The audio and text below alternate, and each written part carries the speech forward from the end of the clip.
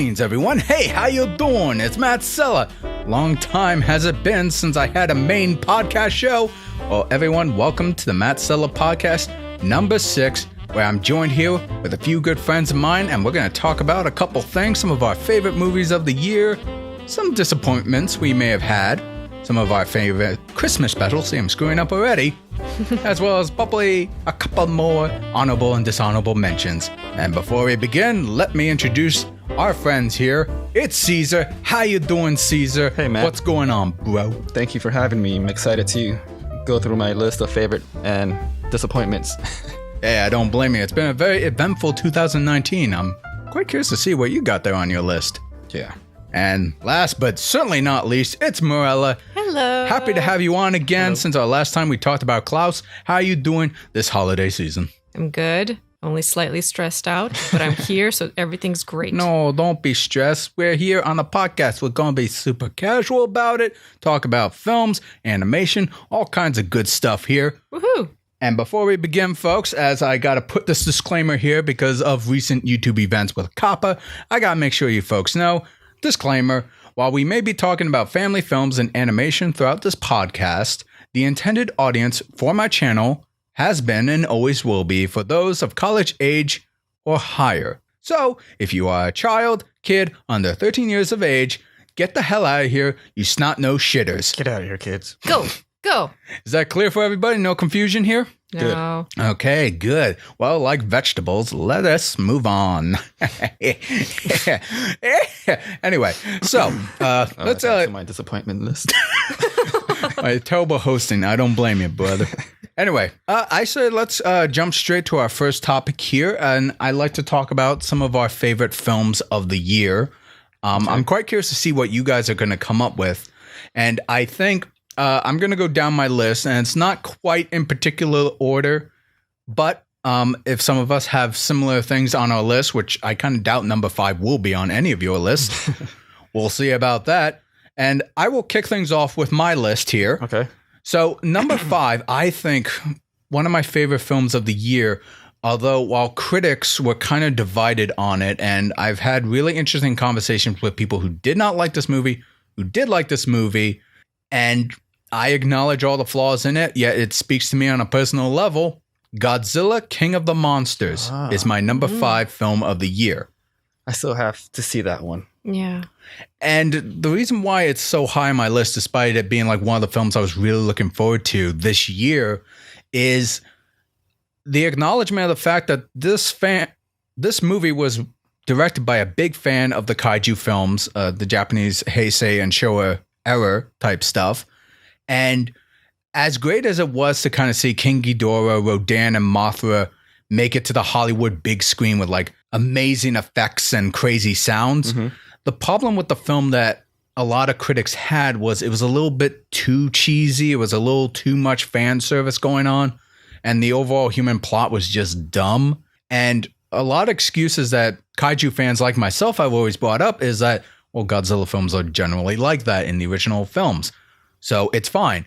And while I agree with that, there were a lot of subtle things throughout the movie that while I loved it as a kaiju fan, I am more of a legendary Godzilla fan. And there were a lot of things that Gareth Edwards did with the 2014 film that I felt like really separated this Godzilla from the original Japanese run to kind of give him his own identity, but still carry the spirit of Godzilla. But I felt like the film was kind of taking steps back towards appealing to the fans while kind of alienating potential new fans of this Godzilla.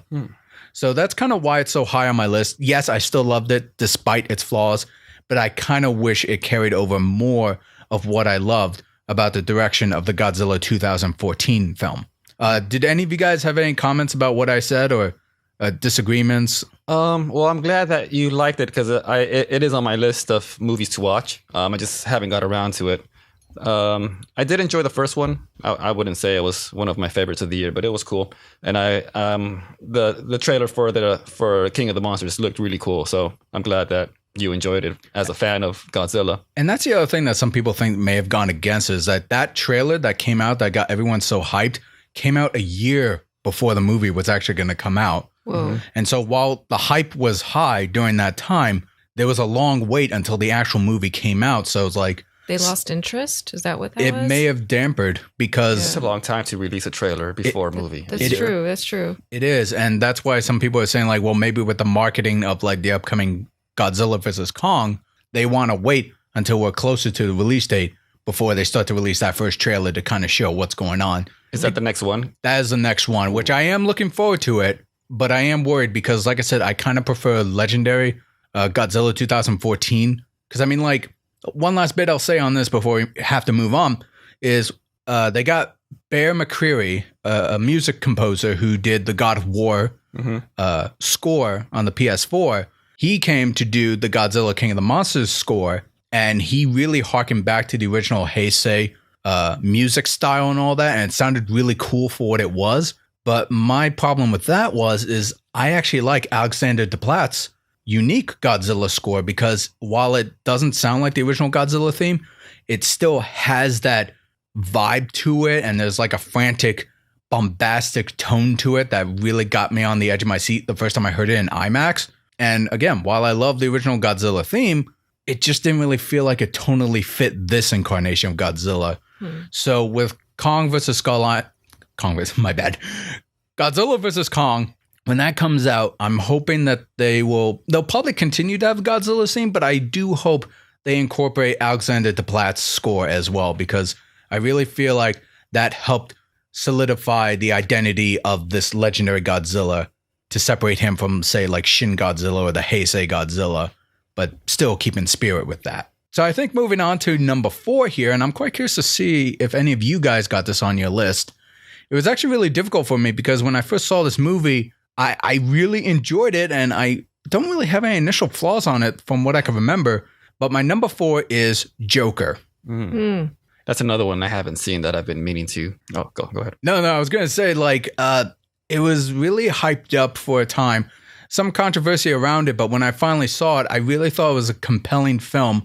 And I'll admit this much. I don't think I've seen Taxi Driver. Have any of you seen? Yes. I have seen Taxi Driver. I love Taxi Driver. Yeah, I like that one. There were some big comparisons to that, but they were also saying like Joker is very much a Martin Scorsese style film. And I am somewhat of a big fan of some of his films that I've seen, as limited as may be. And I really thought Joker was a compelling cautionary tale and an interesting take on the famous DC villain, Joker. And I really enjoyed it. Like, I'm trying to remember if I had any initial problems with it. Maybe the pacing was kind of like slow on some parts, but I still think it flowed very well. You guys said you haven't seen it? Yeah, I haven't seen it yet. But you are interested in seeing it, Cesar. Yeah, I'll watch it. I'm pretty sure it's going to come out on video soon, so I'll watch it as soon as that happens. But yeah, I don't get out to the movies too often because of my daughter. Oh, no, that's totally fair. I usually just go watch like cartoons and animated movies. But but yeah, no, I mean, the Joker movie joined the $1 billion club. Yeah, it did really well. Yeah, no, it did really well. I am a little worried because I think they said they're talking about making a sequel. No. And I'll get into this topic later because I did want to bring it up to you guys because for some of you who may know, we're closing the end of December. There's still a couple movies that technically I could be reviewing. And I do have one in the works right now with episode 9 of Star Wars. Yeah. But I did see one other film that I didn't quite review, and I was contemplating whether or not I wanted to do so. I probably won't. But I want to talk to you guys more about this, probably like on the later end of this podcast. So before I move on, did you have any interest in seeing Joker? Or I did. I was a little anxious about the violence that I'd heard about. And I've seen a lot of villain movies that, you know, they make the main character the villain. And I think I'm just a little, I don't know, burned out by that. Well, if I could alleviate you a little bit here, the violence thing was totally blown out of proportion. Really, was it? Yeah, like a lot of people were worried about how it might incite violence, things like that. And really, it's not the most violent movie I've ever seen. And there's only like maybe like a couple kills in there, but they're not really graphic at all. They're very fleeting. Narratively, they make sense to the plot of the Joker coming to rise. And if you're squeamish on violence, I really don't think you have anything to worry about. Maybe there's like one death that could be, but even then, it's like... To be honest, I'm not too squeamish on violence, although I find that Tarantino sometimes crosses the line for me. Sometimes. This is not a Tarantino film. You don't have to worry about that. I was more just burned out from watching these anti-heroes, I think. And I do have interest in seeing it. I think I will wait until like Caesar comes out on video on like another streaming device if it does that. I think it's a really good character study. And knowing your background and fascination with indie films, I'd be really curious to see what you take away from it, whether if you really do think it hits the mark or maybe it was blown out proportions. Yeah, I wouldn't mind seeing it just for a filmmaker's standpoint of like seeing how the cutting works and how it's put together visually as a story. I'd be interested in that. Yeah. Yeah, because I could back up. Visually, it's amazing. Yeah. Audibly, it's amazing. There's like a lot of care that went into this film, and I highly recommend it. It's a really good movie, and yeah. Like Mirella was saying, that's why I want to see it too, because I heard it was a really well made movie, well acted and stuff. But I was just never interested in like learning about the Joker's backstory. That's sort of what I liked about the character, that he was so mysterious. Like, and that's totally fair. Like a lot of fans, but from what I've heard, it's like it's just a standalone. So I'm gonna assume it's just this is not part of like the whole DC universe or anything, right? Not really, but we'll talk more about that probably later. Okay. But moving down my list, and I'm quite curious to see maybe if Caesar, at least you might have this on your list. Let's see. Avengers Endgame. That's in my honorable mentions. Oh, wow. Yeah.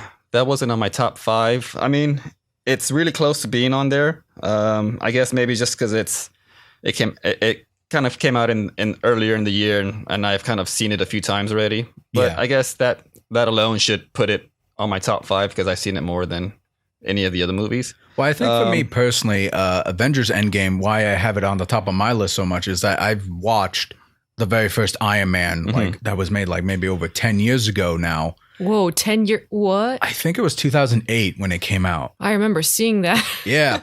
And I think it's either 2000. Yeah, no, it was 2008. And the first Avengers movie, if I remember correctly, was either 2009 or no, it was 2012. Wow. So seeing the whole 21 film span over the last 10 years to finally get some of those character arc conclusions, especially with Captain America, like his storyline, obviously everyone goes to Robert Downey Jr. as Tony Stark. I remember I first loved Iron Man when it came out, but as like the films went on, I started to think, oh, God damn it, Tony Stark is a dumbass. He's a selfish dick. It seems like as the movies progressed, he became more of like a jerk and like just not as likable. I couldn't do it past the first film. I saw him in there and I classified him, you are a giant jerk. I don't want to see you up on screen. And maybe I'm just very sensitive to that kind of thing. No, that's totally fine. Like some people say that about Doctor Strange, saying like, oh yeah, Doctor Strange, he's a little too much of a douchebag. Yeah, I agree with that. And yeah, no, you're not alone in thinking that. And the way Endgame kind of wraps up on his arc overall, I think did a fantastic conclusion on that. Yeah. But for me personally, it was Captain Steve Rogers' story that really appealed to me, and how they kind of concluded with that character and kind of passing the mantle.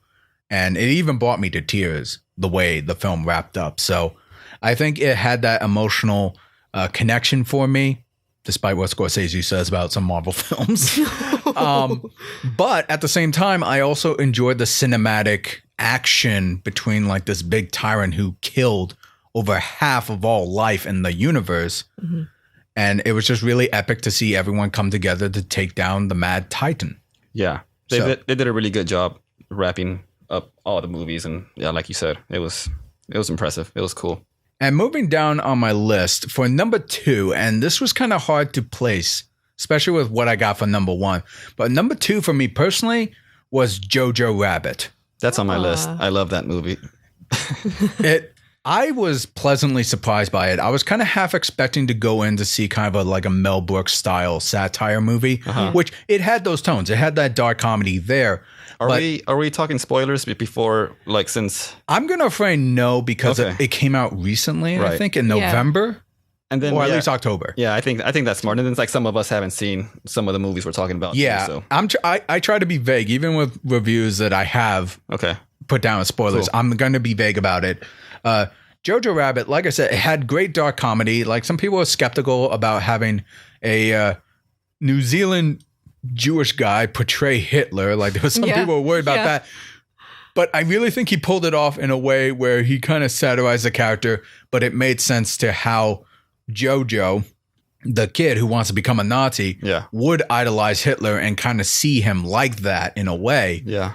But there were like a lot of great emotional moments there. Yeah, I agree. And I'm a big admirer of like World War II films. Like I like to understand the struggles and the horrors that go through it to kind of like reflect on society nowadays. It's very fascinating to me and something we should not forget. And it's one of those kind of stories where some people kind of described it as what's that one Jewish girl's Notebook? There was A Diary of Anne Frank. Yeah, Anne Frank's The Notebook, right? Yeah. Yeah, I think there was some comparisons to that. I'm not too familiar with that story. I could see that. Oh, okay. Yeah. Yeah, the movie was good, and there's parts of that too, without giving too much away. But yeah, no, just with the way the movie went, where it's like, oh yeah, you're kind of enjoying like this journey, like maybe the kid's gonna learn something, but then suddenly something happens and you didn't expect it, but it felt so natural. Mm-hmm. And it really puts the true horrors of what war can do for everyone. Yeah. It was really good. I really like Sam Rockwell in that movie. I think he's probably a supporting actor for the year. For me, it's probably my favorite. Yeah. I really do hope, and I'm probably wrong because I'm not really good with predicting the Academy, but I'm hoping he'll get Best Supporting Role. Yeah, because he was really good. He was fantastic, and I loved his arc as well. Yeah. And before we get to number one on my list, I do want to bring up a couple disappointments that I had. All right. And I'm quite curious to see if any of you guys are going to have a similar opinion on this or disagreements here. In no particular order, here are some of my biggest disappointments of the year. Starting on the top of my list, The Dead Don't Die. Oh, I didn't see that one. yeah.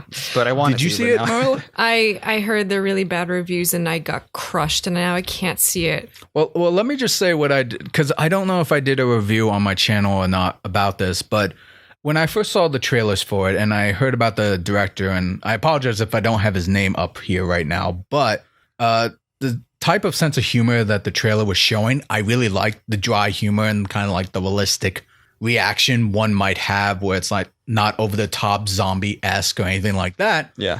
And I was really looking forward to it. And when I went to the movie, it was there, but as I was told, the director has a tendency to really drag out dialogue to try to make it as natural as possible. But the problem that I had there is like, while I like the context of what they're talking about, it took way too long to get there. Uh-huh.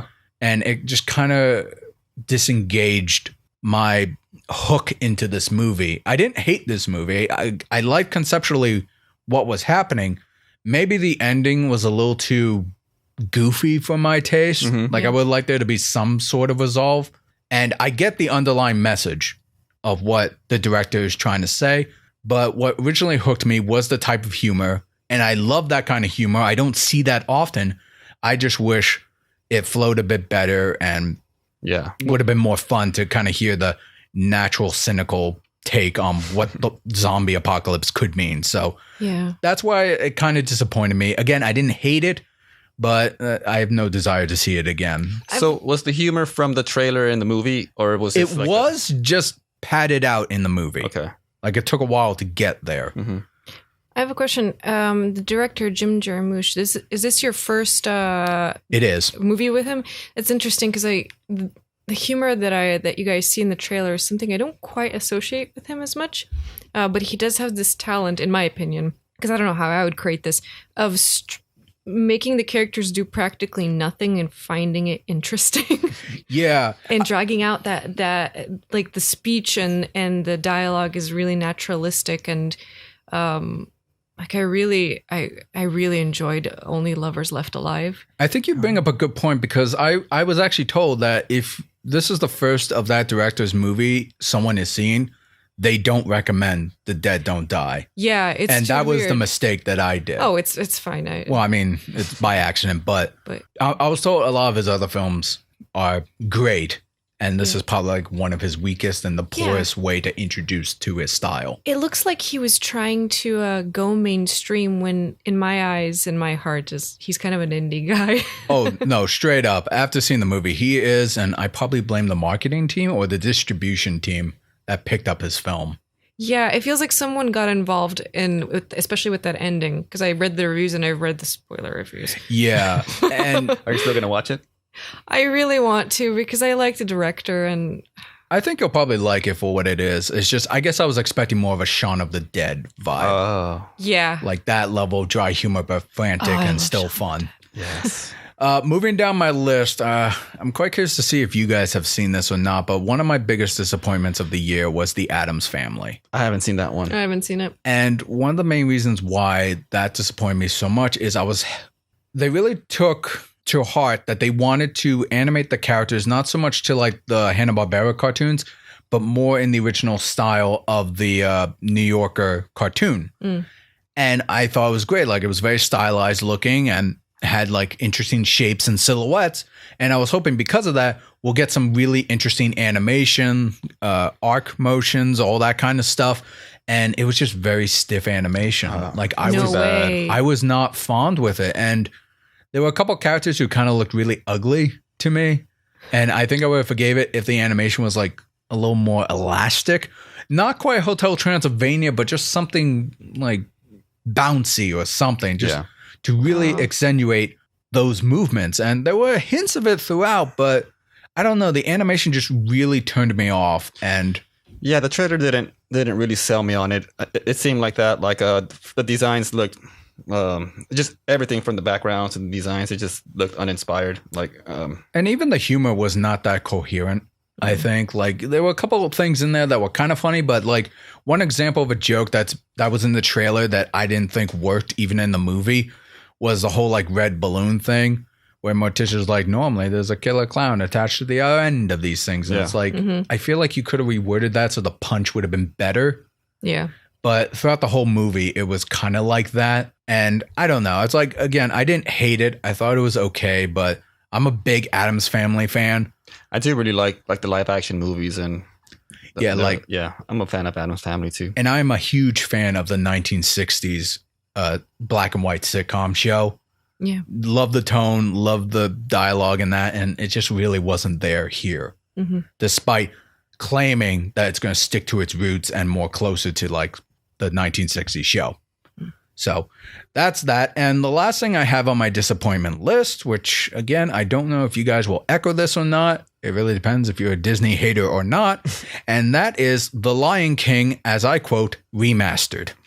I haven't seen it because principles. Yes. That movie was a real big disappointment for me because for a while, the best Disney live action remake for me was Jon Favreau's The Jungle Book. I thought they did a really good job there, kind of like not quite retelling the same story, changing up a little bit at the end, trying to make its own identity. And while everyone says, oh, look how great the visuals are, personally, I didn't think they were great in some spots, especially with the wolf cubs in The Jungle Book. But I gave it a pass. I mean, like, I'm super picky when it comes to visuals, especially hyper-realistic stuff.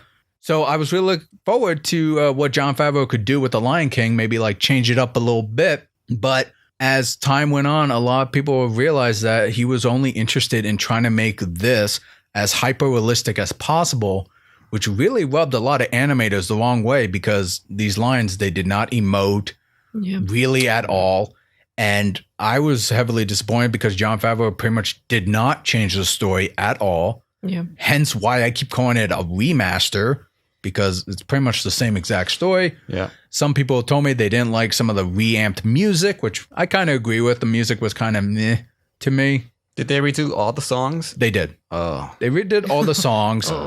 And one of my biggest disappointments, which is kind of what I've always had with these Disney live action remakes or just Disney films nowadays, is I always found the villain to sound kind of boring to me. And the guy they got to voice Scar in this, he's a great actor and all, but he just kind of sounded like another guy to me. Like, he didn't really have that malice undertone to him or anything like that. Whereas like Jeremy Irons, he has that sniveling like gravitas to him. But I believe it was Chiwetel Ejiofor who voiced Scar in this one. I don't know. I really felt like it was kind of half-assedness in some parts. Well, a lot of the voice actors kind of felt like that to me. And again, with some of the music, like some people were saying, like, "Can you feel the love tonight?" I think what was it? Danny Glover, who I believe played Simba, the adult version, and Beyonce played Nala. And when they were singing, like, I don't know if Danny Glover, I could be getting the names mixed up here, but when Simba was singing and Beyonce's Nala was singing, you can kind of tell the lack of the different styles between the two. Like, Beyonce kept doing like what some people call vocal acrobats during some parts where it's like, you're just holding a note here. And that's what Simba's doing, but she's just going, hey, hey, hey, hey. And it's like, and that turned off a lot of people, and I don't blame them. I guess overall what I'm saying is like, it just, I was really hoping Jon Favreau would have delivered the same kind of quality and intrigue as he did with the Jungle Book, but he did not. Therefore, I kind of felt disappointed by it. Yeah, it's too bad because I am a fan of his movies. He usually does really good. And yeah, I enjoyed the Jungle Book too, but yeah, it's too bad that he just did an exact copy of the original one. Personally, what I think, and I can't confirm this, but I feel like he only really signed up for it so that he can get the credit rights and like the head of the Mandalorian project. And Disney's like, okay, yeah, we're going to give you full reign to do your thing over here. But do you mind if we can use some of your technology and maybe have you just direct the Lion King remake for us? And he's probably like, yeah, sure, I don't mind doing that. I have no basis for that. I'm just saying, like, I don't know. That's a good observation. I feel like he put way more attention into making The Mandalorian than he did with The Lion King. Yeah, The Mandalorian's coming out great. And now, my number one film of this year, which I don't know if you're going to like this or not, Mirella, but I think for me personally, what really spoke to me, what got me emotional, what got me excited, and all around feeling pretty good about it, number one will go to Klaus. Woohoo! Klaus was my number one film of the year, and if you have seen the review that Mirella and I have done, we go into more depth about what worked for me and what didn't work for me, but overall, it was just a real delight to see 2D animation and such a theatrical quality beyond what we probably have seen, and I really have high hopes that it will appeal to a lot of people and like become more mainstream as its presence is on Netflix. So I won't go into too much detail there because I'm sure we'll be talking about more and more. That's my number one. I just thought it was well acted, well animated, very beautiful, a very good story. Not the best story on my list, mind you, but I enjoyed it well enough, and I feel like it's going to really transcend the mark of time, and it'll be a timeless classic for sure, in my opinion. So did any of you guys have any thoughts on my number one choice here? Was that on any of your lists? I did see Klaus. It's not on my list, but I did enjoy it. I thought maybe some of the acting and the animation was a little bit too much, like a lot of movement. That's too much on ones. Too much on ones. Was that what it was? Something seemed off. Like if it was like if they were trying too hard, like a lot of movement to like the voices didn't really match like the crazy action that was going on. That's right. It's sort of like, I don't know, like I don't want to say student because the animation was great, but like if a student was trying really hard to impress his instructor, and the instructor had to say tone it down a little bit, like match the dialogue. Some spots, but the animation was really, it looked good. It was technically it was great. Like you said, the story was okay, but I am really glad that they're still making 2D films for sure. And like Netflix, I think made the right choice, like backing this one and supporting 2D films. Like you said, it was a really high quality movie for sure. It was good. Yeah, I convinced my mom to watch it, and she really, really enjoyed it. So she's like, "Yes, I'm ready to watch it again now." I'm like, "Yeah, I would watch it again for sure." Whoa, Mom! Hey, right away, she wanted to watch it again. No, she meant like, "Oh yeah, we can watch this again for Christmas," and she never says that. Oh, that's got mother's approval. That's good. Yeah, I know. Yeah, no, I really hope that this movie does well for Sergio, his studio. And I'm really hoping that Netflix will continue to back him and we'll try to get more films in a similar engine style. Yeah, I'm excited to see what he does next for sure. So that will be my top list of the year for 2019. I want to hand over the reins to Mirella. I want to see what are some of your top films of the year. And before we get to your number one, are there any disappointments or dishonorable mentions you want to bring up? So I hand the floor to you, Mirella. What's on your list? All right. We're going to start at the bottom. I ordered mine because I don't know why. But at number 5, I'm going to go with The Irishman. This is the favorites list? Yeah, the favorites list. That's on my list too. The Irishman. 3.5 hours. It's super long movie. I've yet to see it. Oh, okay. We'll keep it spoiler free. It's you're free to jump in anytime. Okay. It's interesting to just kind of cover 3.5 hours of these character developments and what happens, and the acting is really good. Yeah. And the de-aging convinced me, but maybe my eyes aren't as tuned to that. But I bought it. I thought those effects were really good too. Like the how they made them look a lot younger and older. That's right. They aged them up too. Yeah. It was just great how I think we spoke about this earlier, how they were how they sort of told time through their age and through their style of the clothes that they wore, instead of having like subtitles saying, okay, now we're in this year, but you kind of had to like piece it together by showing them older and stuff. But I thought that was really well done too. Yeah, it was really well edited and like cut really well. My only kind of thing about it is I think the ending could have been tied together a little bit better. Yeah, especially I agree. That's what I heard. And I'm only saying that because it's 3.5 hours long. You cannot, get your ending wrong at 3.5 hours. Yeah. You have content. Yeah, no, that sounds pretty intense. It was really enjoyable. I really enjoyed the acting on it. It was really great to see those big, great actors on it. I loved watching Joe Pesci again. I know. He was so good in it. Like, oh man. Yeah. Just all of them together on screen. Yeah. Yeah, and the lighting was excellent, and the props were excellent, and the staging was great. Hopefully you didn't watch this on your phone. No, I watched it on a big screen. I wanted to go watch it in theaters, but I couldn't find anywhere that was playing it. And also, I don't know if I want to sit for 3.5 hours in a theater. So it's tough. Yeah. Let's just put it that way. But I do. That's another one. I also, as long as it is, I wouldn't mind rewatching it because it was just really well made for sure. Yeah, I would recommend watching it even from just a filmmaker's standpoint to just see the craftsmanship filmmaking. Yeah, for sure. I think definitely during this holiday season, I'm going to try to check it out because I know my mom, she's really into like the whole original gangster films. Yeah. She'll like that one. Yeah, you'll like sure. it. So we'll probably check it out. Yeah. And it's kind of funny. You were mentioning about the de-aging thing.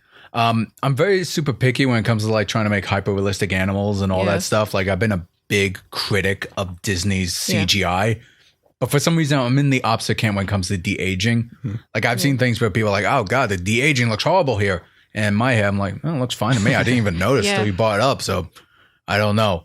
Like I remember Rogue One, they de-aged or they created a CGI like Leia or something. Oh, no. This is way better. Yeah. No, I can imagine. I mean, like that was a few years ago, but I remember the first time I saw it really well done was when they did it for Robert Downey Jr. I forgot what movie it was. Yeah. Civil War. Yeah, that looked really good. But this one was great. I mean, I was watching a special feature that they have on Netflix with Martin Scorsese talking to the actors and stuff, and he was sort of against that stuff like CGIs and using that for his films. But then he said that he was convinced eventually by the visual effects guys, sort of comparing it to makeup. Like he said, because he said that he's used makeup on his films to like make the actors look older and younger. So they just basically said it's just like makeup, but it's CGI makeup basically. So it's still them acting, it's still their eyes and stuff. So they're still emoting, which looks, I thought they did a great job with it for sure. Yeah, those specials after the film are really, really interesting to watch, especially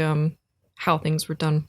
Yeah. All right. So number 4 on my list is A Marriage Story. Oh, I haven't seen that, but that looks good. I've heard about it. Yeah. So I was really hesitant to watch it because I heard it got rough and with divorce stories, and it can get really emotional really quickly. And although I don't have any personal experience with it, it can just drain me. But it was really good. Yeah, I've heard fantastic things. Yeah, I loved the acting, and just the way the pacing is set up, where it's very interesting. I don't want to give too much away, so hopefully this isn't giving it away, but you guys already know it's about a divorce. Yeah. We know it's about a divorce. Adam Driver, Scarlett Johansson. Yeah. It's interesting how innocent it starts out and how ugly it gets. Like it really like, ugh. Oh man, that sounds like a tough watch, but interesting. But no, it's not. It only gets ugly at one specific point, and it's kind of earned. And you see how so many different people can get involved in these two people's very intimate separation and story, and how these people can tear a couple apart or put them back together, and how it's not very simple. And I don't know, it was just told really well. And there was a few scenes in there that were just, it got me. And the director does a really good job of showing these intimate details with the parents and the child, and these little struggles that the parents go through. So you end up kind of hating each parent and loving them at the same time, which you make both of them a villain and a hero. Well, not a hero, but neither are fully blameless and neither are fully angelic. And I think that's very difficult to do. It's a very human story. Yeah. Does it focus mostly on the two parents, or does it spend time on like how the child is going through it also, like how it's affecting? That was very interesting, actually. Usually these kinds of things focus a lot on the children. I mean, for obvious reasons. But I got the sense that this was more of the couple, and the child was just kind of getting affected, but it had a mind of its own, and it was a little bit more independent of what they were going through, which was interestingly told. I don't think I've seen that, but maybe I just don't remember it. Okay, sounds cool. I want to check it out. All right, so number 3, I have Klaus. Aw. Yeah. Nice. I'm glad it's on your list. It is on my list, yeah. And we already talked about that. And number 2 is Once Upon a Time in Hollywood. Ooh, that one's on my You were list mentioning too. Tarantino earlier. I was quite curious about that. Yeah. You didn't mind the violence in that one? I had to cover my eyes, actually. That movie was excellently shot. I loved all of the acting, and I loved how long format it was. For some reason, this one, I enjoyed the long format. Oh yeah. I enjoyed it also, but I thought there was a few stuff that could have been cut out. Mostly a bunch of shots of Brad Pitt driving around, because it seemed like there was like 20 of them of just him. Maybe like, cut out a foot shot. There was a bunch of foot shots. I was like, all right, we saw this twice already. Yeah. We get it. No, Tarantino is very vocal about that. We get it. You're driving around by yourself forever. I mean, that's like 20 minutes you could have cut of feet and driving. No. But they were all beautifully shot, so I was like, all right, I could watch it. I could stand here. I mean, I still want to rewatch the movie, even though it was so long. The same with The Irishman, but it was good. It was really well acted for sure. Yes. Leonardo DiCaprio was amazing. The part in the trailer where you see this in the trailers where he's kind of kicking his trailer apart. Oh, that's great. Love that. Yeah, that one was on my top 5 too. That was a good one. Have you seen it, Matt? No, I have not. Yeah. Which is kind of funny. We're going through we're almost done with your list now, and I feel like such a child with my numbers. Why? Like, you got some prestige films on there, and I was like, I got Godzilla on mine. I haven't seen Godzilla, and I want to. Yeah, we haven't seen it yet. We never know. It could be on our top 5 too. You never know. Did you have any dishonorable mentions or disappointments you want to bring up before you get to your number 1? Okay, so my sore disappointment of the year. Hopefully I don't offend anyone. I'm so offended you said that. I know. Prepare. Frozen 2. It's funny you mentioned that, because I was actually going to bring this up at the end of our podcast. Oh, no. But no, I want to hear, what were you so disappointed by it for? Story. God, it was awful. I don't blame you. Oh, it was... I don't think... Hopefully I'm not a stupid person, but I've never been so confused between each cut. I've never been so confused about where the heck we are in the story. You know what's funny about that? I was contemplating whether or not to put Frozen 2 on my disappointment list. Yeah. I beat you to it. The only reason I did not is because I didn't really care much for the first one either. Like, I liked it. That's fine. I would have never watched the first one if I didn't have a daughter, but the reason that she played it like on repeat at home while I'm like cleaning or doing stuff at home, I actually saw it. So enough viewings, I actually enjoyed it. Yeah. So maybe that's why I enjoyed the second one also, because I became a fan of the first through my daughter. Stockholm and I also saw it with my daughter, so it was that movie going experience of going with my daughter and her having a good time. So yeah. Did she enjoy it then? I think so. She seemed like she was having fun. I enjoyed watching it. I never got lost in the story. What I enjoyed mostly about it was the creatures that they had, like the water horse. I thought was super awesome. Yeah. That was great. I thought the trolls, like the big mountain trolls, were really well made. It really felt like they were really big. Yeah. I got some thoughts on it too, but I want to finish with you, Mirella. Were there any other things that just really didn't work for you for Frozen 2 to be your sole disappointment? It was the story primarily. although I wasn't quite, I'll back up a little bit. I wasn't quite lost, but I think my brain was thinking, okay, you can't say this. You have to show this. Yeah, show, don't tell. And then someone was arguing with me and saying, but it's kind of a musical, so they literally say what they're going to do. But I counter argument and say, this is a movie. You need to show me, not tell me. Anyway. But I never thought about that, but you're right. Like musicals, they usually just sing and tell you what they're thinking. But this is a film. But musicals are films. I'm sorry. It's a Disney movie. It's a conundrum. Oh no. But there's musical films. It's true. I'm being a little finicky. Well, let me add to you a little bit, Mirella, on why I don't think it was such a great movie as most people might say. Again, this is just my opinion as well as your opinion. Mm-hmm. You're more than welcome to enjoy it, Cesar. A lot of people clearly like it. Yeah. It joined the $1 billion club. Hey. Or Oh, will. it did. Enjoy it? Wow. It will. I didn't know it did that good. It's very close. It's only been out for like, 2-3 weeks? Yeah, something like that. Yeah, it's going to get the $1 billion club. Whoever likes it, I'm glad that it's hitting the mark for you, you know. But what did you think of the first one? I kind of enjoyed it. I actually Okay. have a very I didn't have any expectation for the first one, so I was along for the ride on the first one. Yeah, I think I was more of a fan of Tangled than Frozen. Yeah. Oh, That God, came out. Yeah, absolutely. So I never really got the love that Frozen kept getting. Yeah. But I'm assuming it was just mostly because of the music and the songs and stuff. Yeah, because it was. A I'm in the musical. same boat with Mirella. Like, I know I said I didn't care for it. I said, like, no, I thought Frozen 2 was fine. I just don't see the hype behind it too Yeah. much. Mm-hmm. The music was pretty good, sort of, but It was probably it was like on par with the first, maybe not better. It was just more of it. But to add to Mirella, and again, if you guys want to see my full review, you can on my channel. But one of the biggest detriments that I had with this movie, and again, even though we all have seen it, screw it, spoiler ahead. I think Those who haven't, we've all seen I think it. that one's safe enough to spoil. Yeah. Yeah. Plus, again, it's almost $1 billion movie, so Yeah, everyone saw it already. But yeah, spoilers ahead. There's the Tiny Mermaid warn you. Okay, good. So one of my biggest problems with this movie is that things had to happen because story. When Elsa went to the island to find out what's the deal with the elementals, whatever, she goes down and she starts to learn about the truth that the tribe guy was backstabbed by her grandfather. That's like, okay, cool, you need to learn that. But then all of a sudden, Elsa started to freeze into ice. And for a while, I was like, wait, shouldn't this not affect her? Why is this happening? And she's like, oh no, I learned the truth. I gotta let Anna know. And then she instantly turns That to was ice really weird. and supposedly dies. And then we have Olaf, the snowman, who starts to disintegrate, saying like, oh, I guess Elsa's gonna die.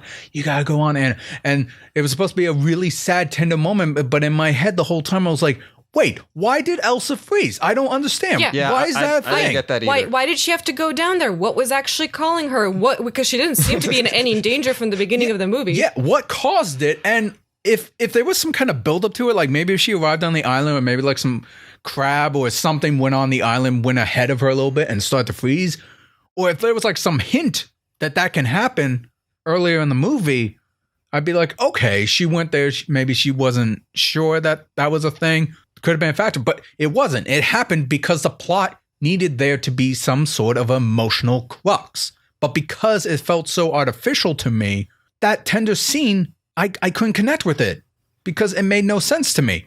Yeah, that part was really weird. I have no idea why that happened. And that's what killed the movie for me. It's like because it made me realize overall every plot like idea, like the creatures and all that, like they're cool, they're cute ideas, but they kind of felt like they were picked out of a basket and just arranged in a way that's like, okay, we need to have a movie real quick. Here. Doesn't make sense? Not really. And also the fact I mentioned in my review, the salamander is pretty much a rip of Pascal from Tangled. Like it had the same sound effects and almost the same look. And I don't know. Like I agree with you, Mirella. I could write a paper on this movie, like a 5-page paper of hate. We can talk more about that later. I want to kind of move on here. I want to hear your number one. My number one, back to the positives. Do you have any more disappointments before you get to your first one? No, that was no. That's enough hate for That's a good one to have on your list. My number one for this year is Parasite. Ooh, that's mine too. Oh, an amazing film. You have no idea how many people told me, have you seen Parasite? You should check it out. I was like, I'm busy. It's fine, but I think I really enjoyed it. What about you, Cesar? I I think that might be. I mean, I have a list of my top 5. That might be my first, my number 1 movie of the year, and all the other ones are just like out of order. Like I don't really have an order for the rest. But yeah, I would say that one's probably the standout for me too. Everything was like, the acting was super good. Just I'm pretty much gonna the blocking, the shots, the way that they establish upstairs and downstairs. You could just pick this movie apart and it's flawless, or at least in my opinion. Someone could say there's lots of flaws, but whatever. I'm sure if someone's looking, they could find some. But I was just enjoying the movie. I thought it was really good. The story was great. I don't think you guys are alone in this at all. Like, even some film pundits that I watch, they talk about how great it is. Yeah. And I've been meaning to check it out. And I kind of feel dumb, too, talking about my juvenile list. When I first heard the word Parasite, I thought you guys were talking about, like, the Japanese live-action adaptation of the manga Parasite. And I was knowledge is deep, is what I say to that. It's not deep. It's not deep at all. I just saw a trailer for it one time on Facebook, and I was like, "Oh, the guy's hand's turning into a goo monster." Is that what you're talking about? The movie? Sure. Like, yeah. No, we're talking about the Korean film about, like, what was it? A poor family Infiltrating the rich family. Yeah. It's like they get hired on, but then they start to, like, plan, like, how to, like, take from them. And it's a really compelling story from what I've heard, and I really want to check it out as soon as I can. But that's your number 1. Yeah, that is my number 1. I don't blame you. Based off of the people I've heard, filmmakers and all that, that's definitely in the top 5 films of the year. Yeah. I would. Yeah, you should check that one out, Matt. I hope I'd be interested to check out a review if you ever do one of that. Because I hope we're not going to hype it up too much for you. Well, a lot of people already hyped it up. It's pretty hyped already. Yeah, it's really hyped. It's very hyped. Anyway, so let's conclude here with Caesars. I kind of feel bad, though. Now that we're doing this, I kind of feel like some of the things were picking off your list already. I'm sorry. We've actually gone through 4 of my top 5. Damn. One that I can talk about. So the ones that we spoke about were Irishman, Parasite, Jojo Rabbit, and Once Upon a Time in Hollywood. Nice. The other one on the list is The Lighthouse. I don't know if any of you have seen that. But I really enjoyed that movie. I'm a big fan of, like, horror movies, and I enjoyed his first movie, The Witch. I thought that one was pretty good. This one was also, like, really well shot. It's like the square format. It's not the white, and it's black and white. The full screen, 3x4. It's filmed in 35 millimeter, right? Yeah. Is it 16? Yeah. No, not 16. It's like 3x4, 35 millimeter, I think. Yeah, but that one was really well made, really well shot too. The acting was good. Well, Willem Dafoe is great in that for sure. Yeah, I heard he's real crazy in that. It's just, it's a weird movie for sure. It's like, I guess it's about a guy. He's going crazy on this island. I don't want to give away too much, but the filming sort of mimics that. So where you're watching it and weird stuff's going on, like what's real, what's not. So you're questioning stuff, which I enjoy those sort of movies because I'm sort of like puzzling it together as I'm watching it too. So I thought it was really good. I had to like look it up after I saw it because I knew there was some other stuff going on in the background that I didn't get. So I had to go and look up stuff, but now I want to rewatch it with that stuff in mind. And not just William Dafoe, but Robert Pattinson. He did a good job in this too, right? He's good in that too. I mean, I know he was cast for Batman, which I'm looking forward to now seeing him in this. Like, he would be a good actor for that. Yeah, no, from what I've heard, Robert Pattinson, he's a very capable actor. Yeah. And I know he's still trying to shake the whole like Twilight background and all that, but he's been highly praised in a lot of films as of over the last few years. And Lighthouse is definitely one of those where it's like, if you're still unsure about him as Batman, check out films like that to really show his acting chops. Yeah, I saw him in The King. Yeah. He was good in that too. He was. Yeah. Very entertaining. Yeah. More recommendations, guys.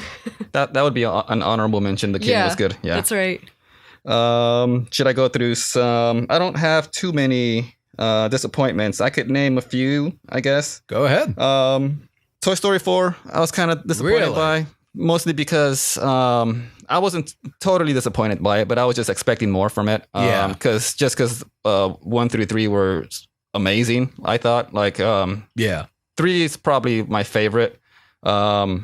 2, 1, because like since the first one came out, they've just continually been getting better. Yeah, and I've always been like, nah, they can't be good again. And then top it. Yeah, And the fourth one was coming out. I was like, all right, so they proved me wrong twice already. So this one will probably be good too. But I was sort of bored while I was watching it, to be honest. It looked beautiful. The animation was great, but the story I wasn't really feeling too much.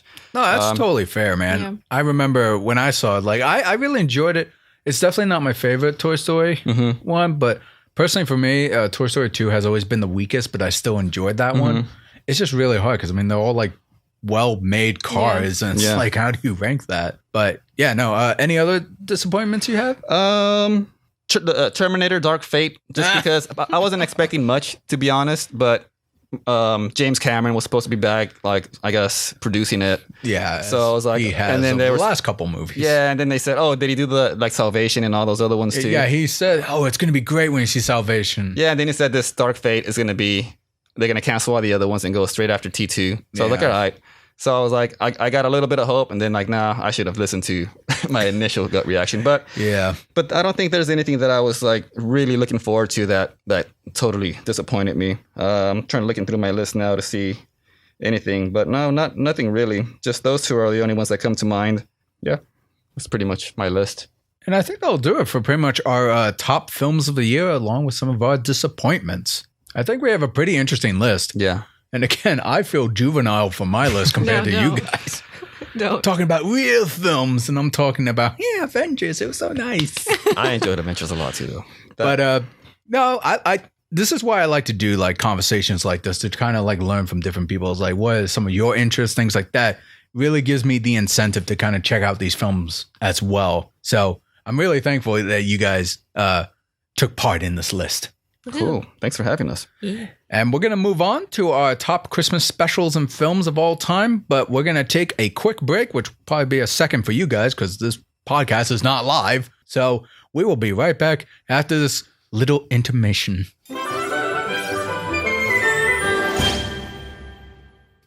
See, I told you that was a quick break. We're back and we're here to talk about some more top listings for December. It's 2019 December, like I said before. So I figured, why not just list our top films of the year, but to get into the holiday spirits, what are some of our favorite holiday films that we like to revisit roughly around this time of the year? So to start things off, I'm going to have Cesar actually start out here because we were talking about how much we were eliminating some pieces on his list last time.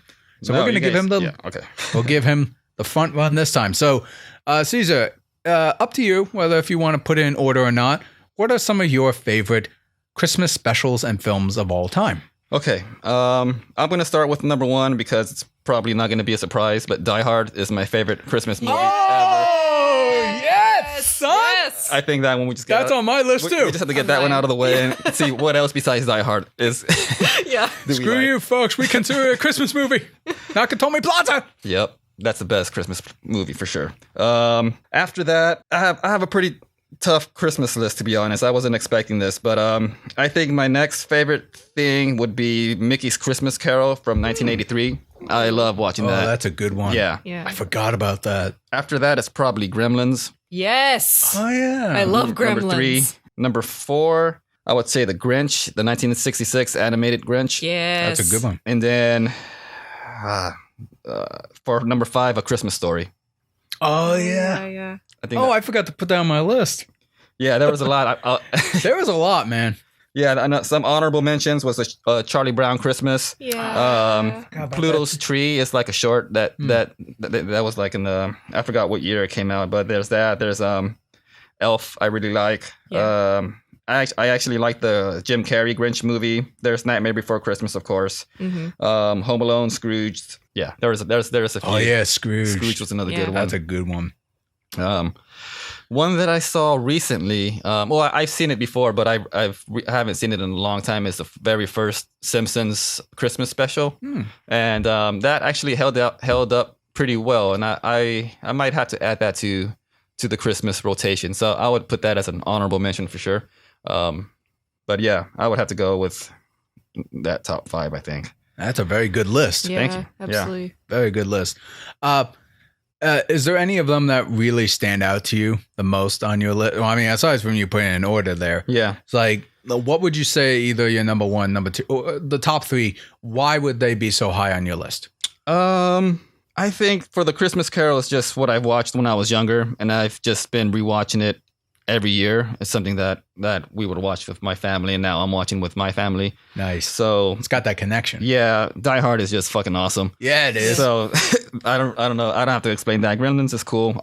That's another one. Like I said, I've always been into scary movies, even as I was a kid, and that's sort of like a kid scary movie. I can believe that. So yeah, I've enjoyed that one. That's one that we've rewatched a lot too. Christmas Story is another one that it's just a tradition that we would always watch every Christmas. And, yeah, same with my family. and I always too. enjoy it. Like it's a great movie, and I think it holds up. It's still funny. It's nice. Yeah, That's one hell of a list, Caesar. Yeah. A very good list. You got a couple of them on my list as well. cool. So let's move on to Mirella. I want to give you the floor as well. What are some of your top favorite Christmas special / films of all time? Of all time, I'm going to start with the How the Grinch Stole Christmas, the 66 version. Yeah, Nice. Yes. That's Then the best Die one. Hard, because... Ooh. High five! High five! Die Hard. Actually, it's really embarrassing to admit, but I since I was born in Bulgaria, I missed a lot of the American traditions. Mm. And so I had to be introduced into Die Hard because I didn't grow up with it. So I only saw it a few years ago. And then number 3 is Nightmare Before Christmas. Yeah, because that's a classic. reasons. Yeah. Good choice. And number 2 is Gremlins. I actually nice. I taught myself English on Gremlins. Ooh. Really? So I've seen that movie so many times because I was trying to figure out what they were saying, and I've only had visual cues to figure it out. Wait. I'm- Don't the Gremlins have just like mumble speech? They don't really have Oh, you words, made right? a little- no, but like the whole movie. That makes so much sense. That's the best English ever. Yeah, wonderful. But like the whole movie as general, I couldn't understand the Yeah. directions he was giving him. Like, why wouldn't you give them water and blah blah blah. But I would say that my all-time favorite Christmas movie is Tokyo Godfathers. Ooh, I that's a good love. I've heard of that. You haven't seen it? I haven't seen it's about like the homeless guys, right? And they find a baby. They had the 3 homeless people I find a forgot baby. that was a Christmas movie. It is. It's technically like a nativity thing, but it starts on Christmas Day. Yeah. Oh my gosh, I love Tokyo Godfathers. It makes me cry every time, and I need watch to it. rewatch that one. I watch it at least once a year. It's amazing. I love it. Can't go That's wrong awesome. with Satoshi Kon. Yeah. Man, I'm gonna have to rewatch. I'm gonna watch that this There you year go. for Christmas. That's a forgotten classic for sure. Yeah, get some tears going. It'll be great. Yeah, no, I remember seeing some lists like that where the one you just mentioned, it was also kind of accommodating with like some other Disney short ones as well. Like I think there was this one in black and white where this little girl was like trying to find a family or a tree or something, and it kind of has like a really grim like undertone to it that I think like the grandmother could be dead or something. I'm not too sure. I really gotta look that up. But did you have any honorable mentions for your list? No, I think Caesar got it all covered. He has an excellent list. I wanted to ask you about Gremlins 2. Oh, How do you feel about that? Original's better. Yeah, I do like the That's second what I one. hear.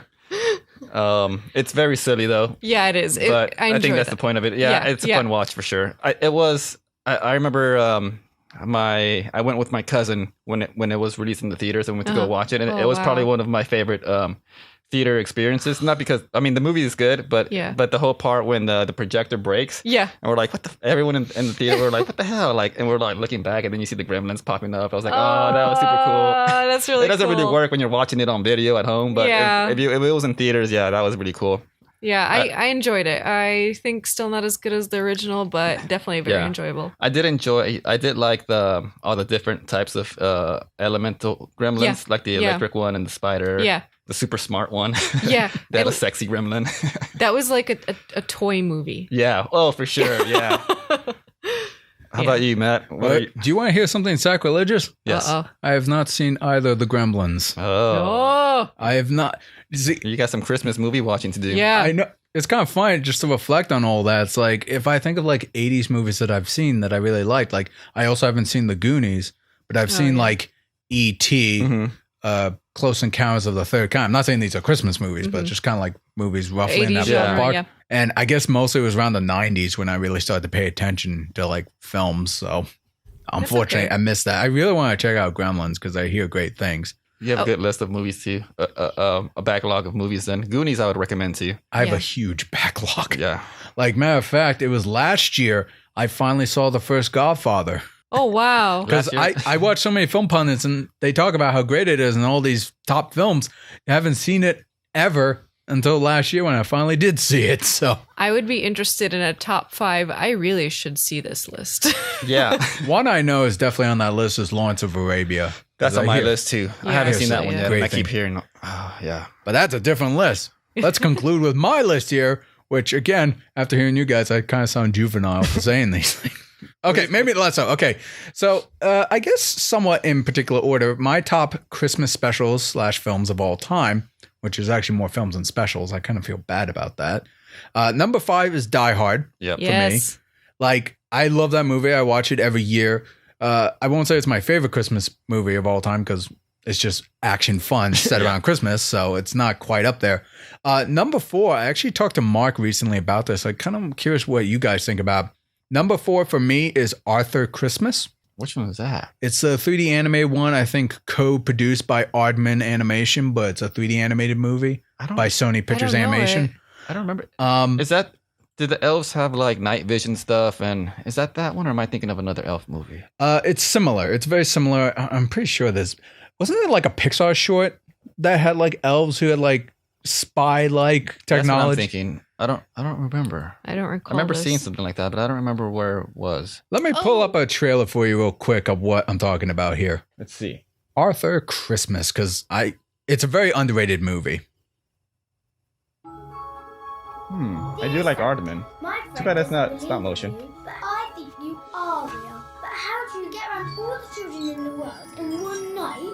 What year did this come out? Oh, this one. He is I remember this.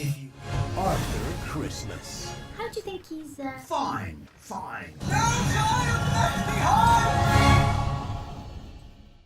So that is the trailer for Arthur Christmas. And after watching that trailer, the trailer is a little deceptive. It's actually not that like goofy or anything. It's actually a very heartwarming story. Like the reason why I put it on my top 5 list is because kind of like the overall theme behind it, as you kind of saw from the trailer, is normally Christmas, it's successful every year. They deliver the gifts, but there's this one little girl who had a letter asking for something specific. Her gift ends up being left behind because of a mistake, and it's pretty much Christmas Eve. Christmas Eve is almost over. Santa and the rest of the family are like, okay, we're done here. It's like, but what about this one child? It's like, it's a margin of error. And then Arthur and his grandfather kind of take it in their hands to try to deliver this present. While at the same time, you had Steve, the older brother, who's going to be up next to be the next Santa Claus, is kind of battling with his father, who kind of likes having the spotlight on him, even though he's supposed to retire. And it just kind of comes down to a confliction of like tradition versus like approaches. And at the heart, what does it really mean to be Santa? And again, the trailer kind of puts off like a goofy romp, but take it from me, there's actually a lot of heart in this movie. It's a very sweet story, and it definitely has those moments that kind of bring me to tears. That Klaus kind of has similar themes to it, actually. Klaus is somewhat similar, where it's about bringing joy to children and just like having that ability to do so. And I think that's why that is in my top 5 of Christmas specials. Jumping on to number 3 is The Muppets Christmas Carol. Yes. Kind of funny. One. It's funny you mentioned the Mickey one because I have fond memories of that one too. But for me personally, I've always like attached way more to The Muppets Christmas Carol, mostly because I'm such a big fan of that music. Yeah. Especially the Christmas Presents song. It Feels Like Christmas. Yeah. Like that song just gets stuck in my head every year and I just love it. It makes me feel so good. And number 2, which is probably one of my only Rankin Bass specials that I have on this list because I like many of them. But I think my favorite one has always been Santa Claus is Coming to Town. Big fan of that, mostly because of the music, especially like the song with You Put One Foot in Front of the Other song. That always like stuck to me in my head as a kid. Plus I thought it was kind of funny for most of the time. And number 1 is actually before I get to number 1, I'm going to put in a couple honorable mentions. You may notice I did not put Klaus I was going to mention on my list. That would be, but I want to see how the general reception is around that movie and see how much does it hold up year after year. Is it a go-to Christmas movie that families will attend for years to come. I really hope so. I really do. And I want it to be up there too, but I really want to see how my family reacts to it and how I feel reacting to it, ignoring the 2D animation. Yeah. Just to see like how does it measure up to other Christmas movies. Another honorable mention I have, and I'm quite curious to see what you guys think about this, is The Polar Express. I've never seen that, but it always looked really weird. Yeah. The like facial capture animation and stuff like The mocap is the main reason why I didn't put it on my list, because it is kind of weird looking. Like it came out roughly around the craze after James Cameron's Avatar. Yeah. And I 100% agree with that. Like I rewatched it a few times and it's like, yeah, it kind of looks like weird dolls just kind of like staring at each other, like very limited facial expressions. But I think one of the main reasons why I hold it so close to me is Alan Silvestri made the music for it. And I just love the score in that movie. So that's probably like one of the biggest reasons why my lists are the way they are. It's because of the music. I'm a big fan of scores like that. Kind of from your list a little bit, Caesar, is I put The Grinch on my honorable mention, but not the original Chuck Jones cartoon, but the Jim Carrey one. And I like that one too. I've heard a lot of people say it's horrible, it's trash and all that. And yeah, those people are wrong. That movie's good.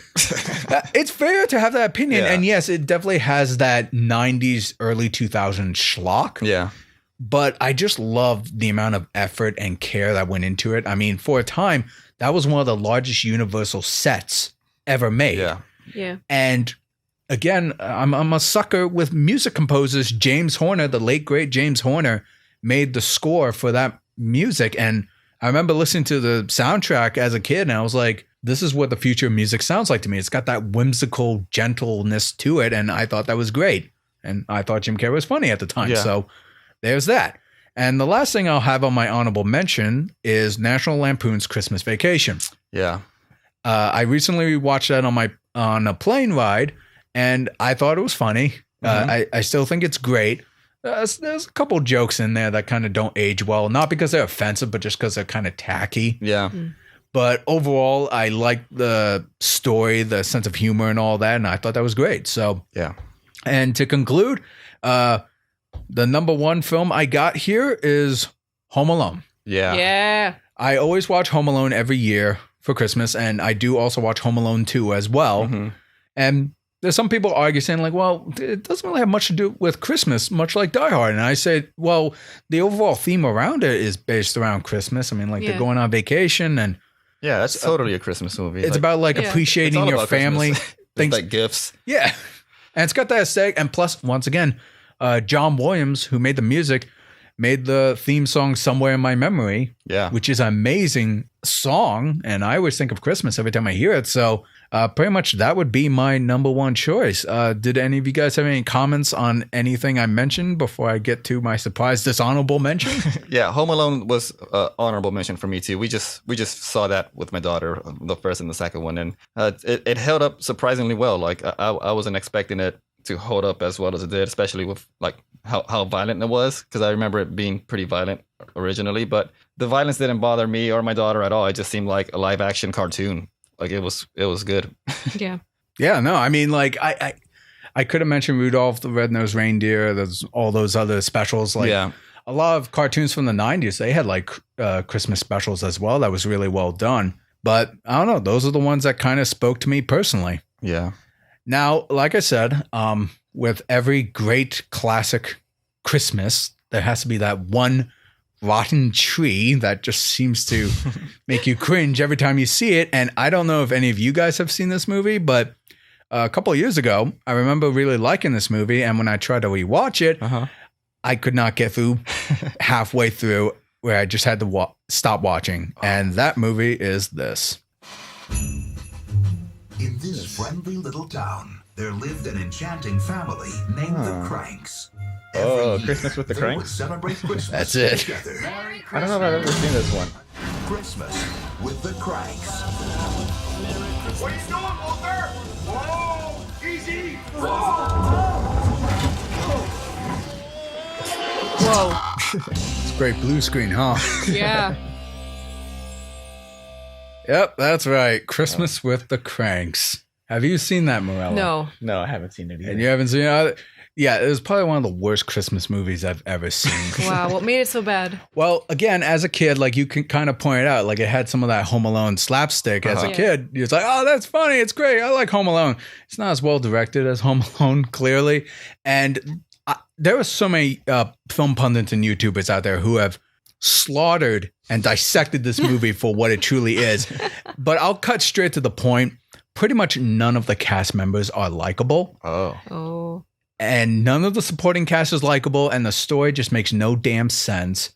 As you got from the trailer, their daughter, who went off to like a Greenpeace or whatever, somewhere in South America, they decided, you know what, instead of spending thousands of dollars on Christmas trees and all that stuff, let's just go on vacation for a little bit.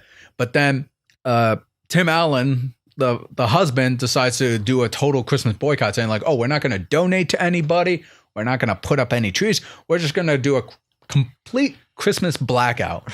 And it's like, okay. So why were all the neighbors like insisting that they put up their Christmas lights? That's the other thing too. Everyone's an asshole in this, including the neighbors. The neighbors are like some freaking cult of Christmas where it's like, oh, you're not going to put up Frosty or anything? What are you, the devil? You better put that up there. And it's like everyone's so invasive on each other's personal lives. And yet at the same time, the husband and the wife, they're just complete assholes to everybody else as well. So no one's likable. No one's likable. Oh, no. And there's just so many cringy moments. Like, for example, one moment that came up is you kind of saw a hint of it where Tim Allen had a tan or something. Yeah.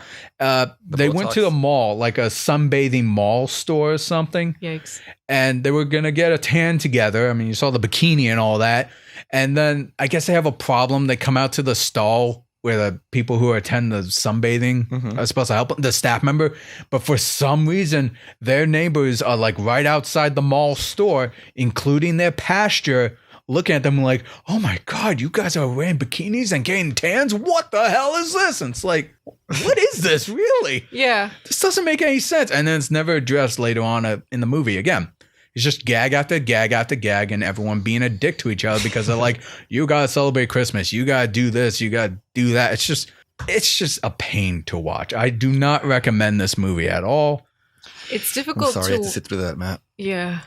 Don't worry. I got Home Alone and Die Hard to keep me company. Oh, yeah. Oh, much better company. But I was just going to say, it's difficult to go on board with a movie where you hate every single character. Like, there's no coming back from that. Yeah, I mean, again, there's not a single likable person. And there's this, and who cares about spoilers? There's this one neighbor who's a complete asshole to Tim Allen.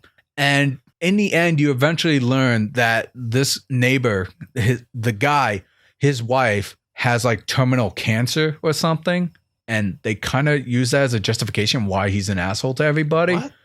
And in the end, Tim Allen decides to just give the cruise tickets to her and the husband so they could have a nice vacation or something, which I guess gesturally it's nice, but it doesn't really feel natural to come to that conclusion. It's just like, oh, our daughter's coming home, so let's get Christmas back up again. It's just, the whole story is just a freaking mess. Oh my gosh. It's just truly terrible. But yeah, no, that's my top 5 list. And one dishonorable mention of all the Christmas movies and all that. Yeah, I don't think I have a dishonorable mention for Christmas, but I know there's plenty of awful Christmas stuff out there. Oh, for sure. And I think that'll do it for our general topic of top movies and top Christmas stuff here. Yeah. So I figure we got a little bit of time left. We got about 10 minutes.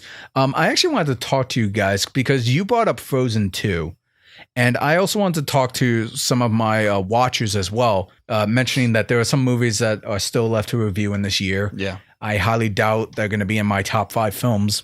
But there was this one movie I recently watched called Jumanji: The Next Level.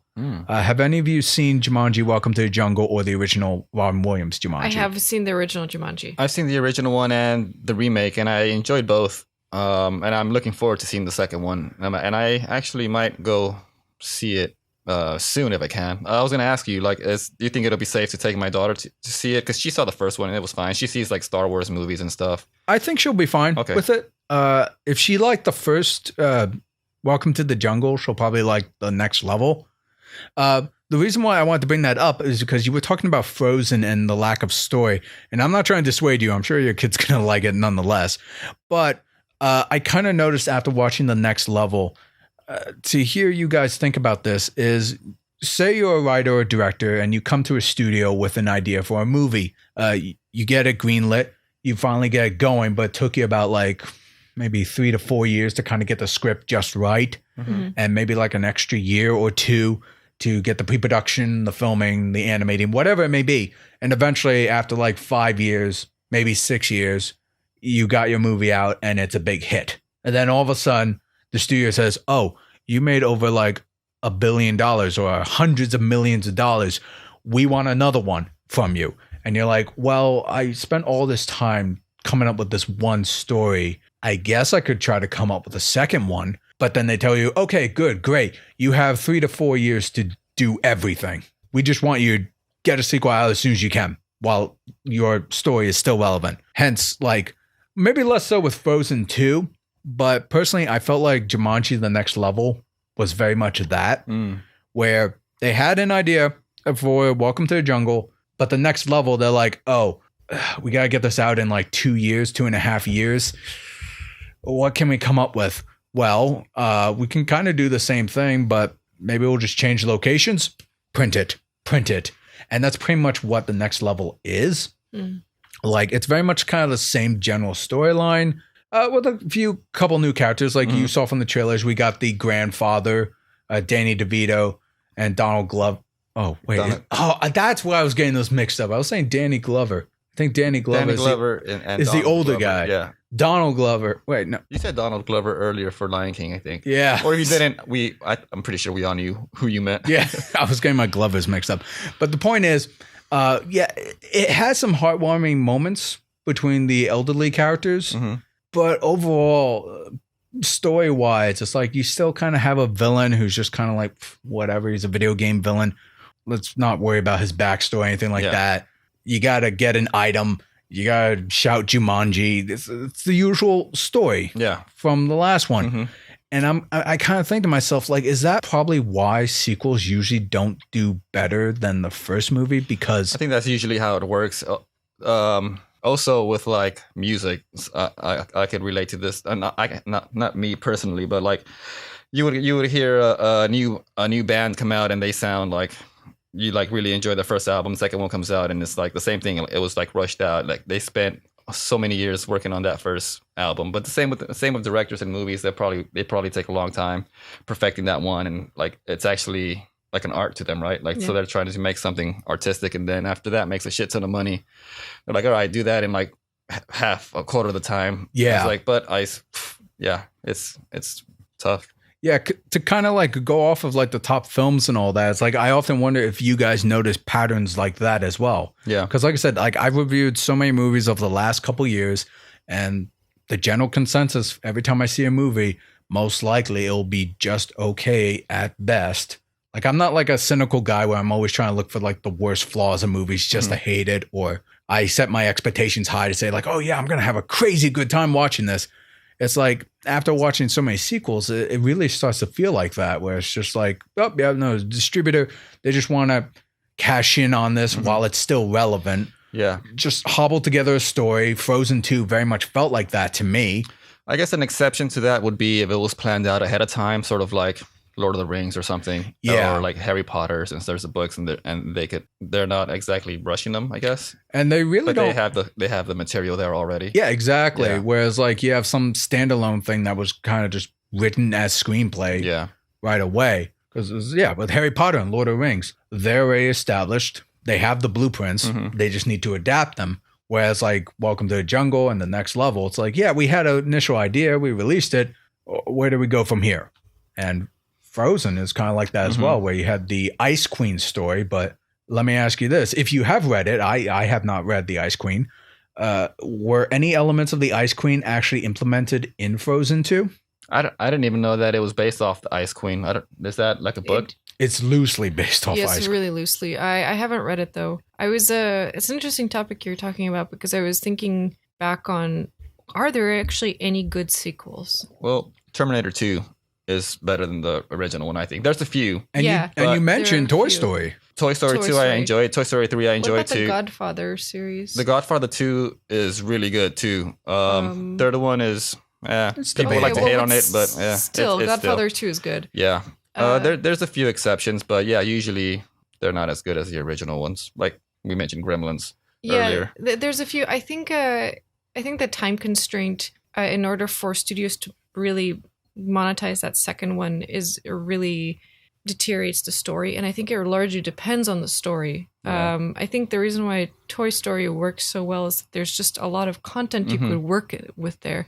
There's a lot of aspects of childhood that you can work into, and with Gremlins, it's just packing on the absurdity. Yeah. And one of the benefits that Toy Story has is that the guys behind those films said that they only want to make a sequel if they have a really good idea. Yeah. And so they had like a lot of other films between them Yeah. to kind of give themselves time to come up with that story. Yeah, I think it's largely as long as your story allows for more to explore and you give it proper time for development, then you get a better sequel. Unfortunately, not a lot of places will do that. Yeah. No, That's why we get really crappy sequels. we do. And it kind of made me think, and I don't think Wreck-It Ralph 2 was as like poorly made as Frozen 2 in my opinion. I enjoyed Wreck-It Ralph too. But I hear a lot of people did not care for Ralph Breaks the Internet. And I often wonder if it suffered the same thing that Frozen 2 did, where it's like, okay, well, this was a really popular property. Can we come up with something real quick that we can try to tell this story? And I don't know. I was like, maybe I wonder like if this is something Disney just has trouble doing, where each idea they have to make an animated feature, initially they only plan it to be like a one-off. But if it does really well, like do these directors and story writers, should they anticipate the sequelitis if their movies do well? I have a feeling that Disney, like if they would release an original animated movie, they would want sequels for sure. Yeah, But certainly. that's not necessarily meaning that they would plan them the sequels out. But I'm sure everything that they come out with, they would want to make a franchise out of it, just like all the Yeah. other stuff that they have, like Toy Stories and Star Wars or Marvel and all the shit that they have. Speaking of which, now that Disney has acquired Star Wars, what do you guys think of like the new Star Wars kind of sequels and anything Disney sponsoring? Because wait, if you think about it, the original Star Wars films, like the first, well, they're 4, 5, and 6, right? Yes. 4, 5, 6, yeah. Yeah, aren't those sequels? Yeah. So technically, those are one of the best examples of a really good. One of the sequel. best trilogies Oh of yeah, all Yeah. time. There's like Empire Strikes Back. It's supposed to Yeah. be like the best of the series, and that's the second one that came out. Yeah, and technically those are all sequels, so Yeah. we can argue that there are good sequels out there. But what do you guys think of like the new Star Wars sequels coming out? Do they have still the rushed quality that you guys are talking about, or? Yes. I don't think so, because I'm assuming they were planned to. Like I'm sure that whatever's going to happen in this third part, it was planned out from the first one. Well, if I Loosely understand, at least, but yeah. if I understood correctly after watching so much Star Wars news, is initially no, they actually didn't have anything planned. And don't quote me on this, but when Kathleen Kennedy originally took over for the episode 7, 8, and 9, her approach was that we had J.J. Abrams kind of set up the new trilogy and then pretty much handed the reins over to Rian Johnson, where Kathleen Kennedy was like, okay, do what you want. We trust you. We believe you can make a good Star Wars film. And then we'll give episode 9, I believe, originally to Colin Firth or the Jurassic World guy. I don't remember. But as Rian Johnson's film came out, that came out to be very divisive, mostly negative to Star Wars fans. And they didn't like the direction it was going. So now with episode 9 being, again, directed by J.J. Abrams, a lot of people are getting the vibe that J.J., he even said in an interview after episode 7 that he just wanted to set things up, but he didn't really have a clear idea of where he wanted it to go. He wanted to leave that to the next director for episode 8 to handle. So pretty much he didn't want to get attached to anything. But That's kind of weird, though. I mean, Pass the biggest problem off to someone else. exactly. That You was the figured out the initial next two idea. movies. And for a while, and again, I'm not the biggest Star Wars fan, so take everything I say for a grain of salt. This is just an outsider looking in based off what people have said who are Star Wars fans. Kathleen Kennedy, she didn't quite have an overall plan on the property itself. And while she is a Star Wars fan to a sense, she's not super into it. She's more of a movie producer. I mean, she has an amazing filmography background. I do like that she gives the directors freedom. Yeah, Some freedom. But that comes with an asterisk because we had Rogue One, which is probably one of the best Star Wars movies that came out recently, as a lot of people say. Recently. I'm not talking about the original trilogies. But Gareth Edwards, who made Godzilla 2014, who I'm a big fan of, he had a lot of reshoots done later on because I guess they didn't quite like the ending that he did. So he didn't argue with Kathleen Kennedy. Another director came in, I forget who it was, kind of reshot the ending a little bit. And he was like, sure, whatever. I did a Star Wars movie. It's mostly me. Whatever. Move on. Then we had another spinoff that was announced, Solo, which I personally had no interest in because we saw how the character goes in episode 7. So I was like, okay, well, we had a complete arc story from A New Hope all the way to 7. I'm okay with that. But then they said Phil Lord and Chris Miller were going to direct Solo Star Wars movie. I was like, oh, the guys who made 21 Jump Street and the Lego movie. I'd be curious to see that. But as rumors started to come about saying like, it's starting to feel like an Ace Ventura movie.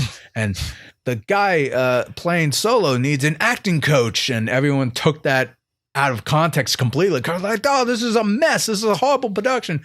Kathleen Kennedy didn't like how it was going and fired them and replaced them with Ron Howard. Yeah.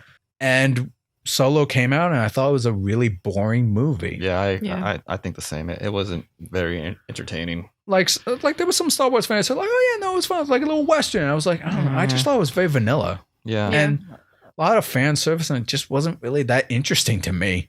Yeah. And it's I did like the Donald Glover as Lando, but that was great. Yeah, but he wasn't used. They didn't use him to what I thought would have been his like what they could have done with him. But yeah. And I don't know, it just kind of felt like a pointless story. The only thing it really added was those dice. Yeah. But that's really it, I guess. And then they try to hint at Darth Maul and he took out his saber for some reason. Yeah. Talking to his lackey. I don't know why he did that. Whatever. But I guess the thing is, like, for me personally, these Star Wars films have felt too safe for me. Yeah. I'm like you. Like, I was never really a fan of I mean, I'm a fan of Star Wars.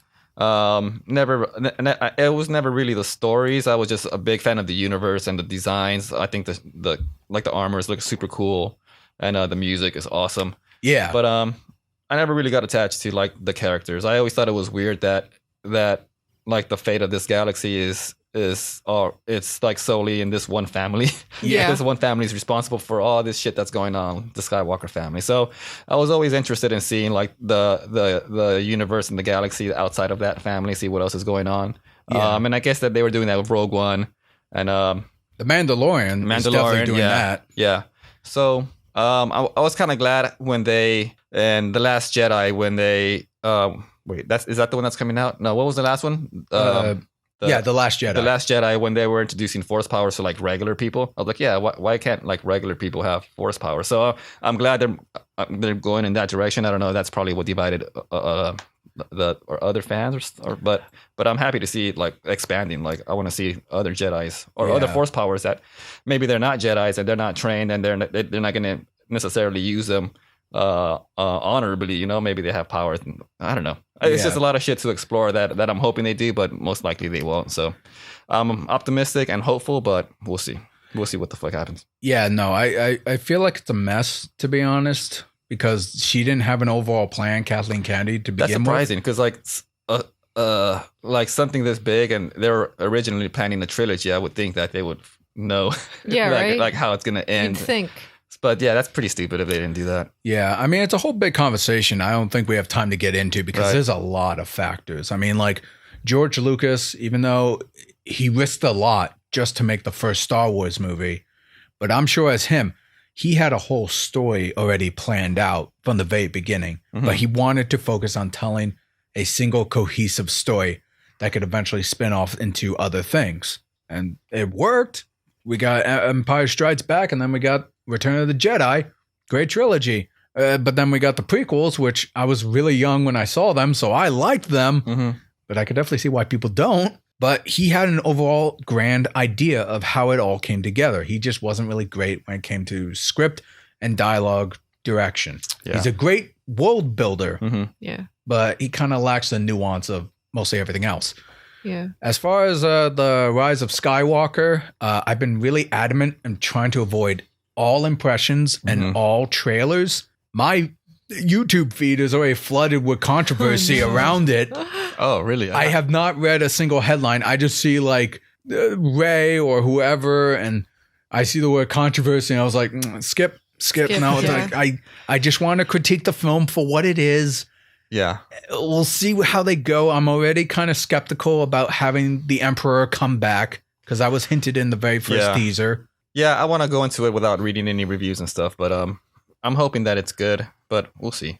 And I'll tell you this, though. I don't know if you guys have been flying out recently, but I took United recently to visit family across country, and they integrated Star Wars into their safety videos. No way. And papers and stuff. So they played the trailer on top of saying, like, make sure you wear your seatbelt. And when the mask comes down, help yourself before a child. Pew, pew, pew, pew. And like Star Wars. So it's People like, start God damn it. Wow. I'm trying to avoid all impressions, but I don't know. I really feel like we can go on and on about this. And I know Disney, they're really trying to bank on people to see this movie, and it'll make money. I'm pretty sure it It's will. coming out like on the 26th, right? It's the 20th. right? Oh, This excuse me. Friday. Yeah, I already got tickets to see it. I'm going to same be here. seeing it this Friday. I'm Wow. looking forward to it, but I mean, yeah. I'm looking forward to it. I'm just really, really trying to keep my expectations Yeah, same Low. here. low Yeah, same. or leveled. Yeah. Because, like, again, like you said before, I was never a big Star Wars fan. I like the idea. Mm-hmm. I thought it was neat, but it's a little unrealistic, for lack of a better word. I don't know. Yeah. I mean, they've always kind of been just like kids' movies. I mean, Yeah, I mean, even George Lucas said himself, like, they're supposed to be films for kids. yeah. I heard that the first one got saved by editing. I don't know where I heard that from. It might be a total lie, but I heard that the script and dialogue was not very good, and so it was up to the editors to fix it. Did George Lucas direct the first one? I think he did. Yeah. Yeah. I'm pretty sure he did. Yeah, he did direct the first one. Okay, then that might explain what we were talking about before. Where it's like he's a great story writer. Yeah, because he didn't direct Empire. No, he did not. And he didn't And direct. he did not. I think the only one he did was the first one, and Yeah. then the prequels, right? Yeah, he did all the prequels. Yeah. So Maybe you're right. Maybe he. I maybe think you someone might be saved right, him on the Mirella. first one. I don't I think know I where read something heard about that too, but like the editing, like the artist, yeah, I don't know. I don't want to mention anything that I'm just trying to remember. Yeah, I have no facts. I think, But yeah, I think I read something about that too. I think the original idea with Star Wars is that it started out very much as a collaboration. Yeah, that's Everyone kind of knew the contributions that they could bring to help bring George Lucas's story to life and still be a compelling story for everybody. But because of the success of the trilogy, when the prequels came out, a lot of people argue saying like, oh, it was just a yes man. It's like, oh, it's George Lucas. He created one of the best sci-fi trilogies of all time. He wants to make more. Yes, whatever you got, give it to me. Give it to me. And it just became like a convoluted, slow mess for a lot of people. It just became noise despite having those undertones. So yeah. But now I feel like these new trilogies just kind of in the opposite direction where it's like they don't really have a plan, but they want to bank on the nostalgia a little bit. But fans are very particular about that where it's like, yeah, we like callbacks, but at the same time, give us something new. Yeah. That's too new. Go back a bit. Yeah. No, it's too similar. Try something. I'm very curious to see where they go after this next movie because that's supposed to be the ending of like basically all the Star Wars that we've ever seen. Has I don't always believe it. The end? Are you kidding me? Of the But I know of what the you Star, mean. of the Yeah. Sky- but It's the end of that. yeah. I'm pretty sure they're gonna come back somehow. Like Ray is probably gonna make an appearance in some movie or something. But No, yeah. you're right. I agree with you. I'm also interested to see how they end this thing. Yeah, like we And this spoke about particular trilogy. Endgame earlier, how they did such a good job. I'm hoping that J.J. Abrams maybe pulls something off like that, where he brings stuff together and it just makes it a good ending. Well, from what I've heard is Kevin Feige was actually hired on to now overlook the Star Wars franchise from here on out. And he's done such a good job with Marvel. And I know he's a Star Wars fan. I'm way more confident that he'll create an overall story than Kathleen Kennedy ever did. Oh yeah, you're right, because they're gonna have to start a whole new like I mean, they already have a prequel trilogy in the works. I think Ryan Johnson's still on board with it. A prequel trilogy? Yeah. A prequel to what? Prequel to everything.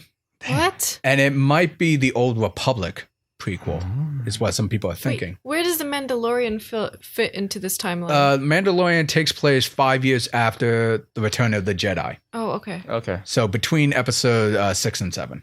Okay. However, I know with Jon Favreau, it's like, Was he supposed to be Boba Fett originally? Because wasn't Jon Favreau making a Boba Fett movie? Or maybe it was maybe they thought that it was became Boba the Fett. Mandalorian. Right. And Mando is not Boba Fett. Yeah, I know. But do you know if he was originally supposed to be Boba Fett? I don't really know. I would have to ask Mark that because he knows more about it than I do. I'm curious because I know there was a rumor that he was making one, but maybe the rumor was just he was making a Mandalorian and everyone just assumed it was Boba Fett. I will say this much. It depends on when I'm going to release this podcast. It might come out the same day I'm doing the review. Mm-hmm. But The Mandalorian has a new episode coming out this Wednesday, not Friday. And apparently the episode is going to tie in to Rise of Skywalker in some way or something. And I'm very curious about that. That's pretty cool. I'm not going to spoil anything. I'm assuming you've seen the memes and stuff.